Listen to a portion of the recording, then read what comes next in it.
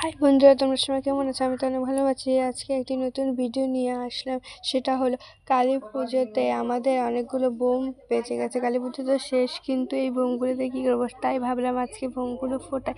তার জন্য একটি ধূপকাঠি নিয়েছে, মোমবাতিও ঘরে নেই। ধূপকাঠি দিয়ে ফোটাচ্ছি, কিন্তু খুব ভয় লাগছে ধূপকাঠি দিয়ে ফোটাতে। দেখো হাত কাঁপছে, কখন যে ফুটে যায় হাতে।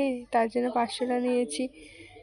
দেখো, তোমরা কি কোনোদিন ধূপকাঠি দিয়ে বোম ফুটিয়েছো? আজকে তো আমরা ফার্স্ট টাইম ফোটাচ্ছি। কীরকম লাগলো অবশ্যই বলবে, এবং ভিডিওটা ভালো লাগলে সাবস্ক্রাইব, লাইক এবং কমেন্ট করে যাবে বন্ধুরা অবশ্যই। দেখো আমরা কত টেকনিক করে বোম ফোটাচ্ছি। তোমরা কি কোনোদিন এইরকমভাবে টেকনিক করে বোম ফুটিয়েছো? দেখো, অনেকগুলো বোম আছে এখনো।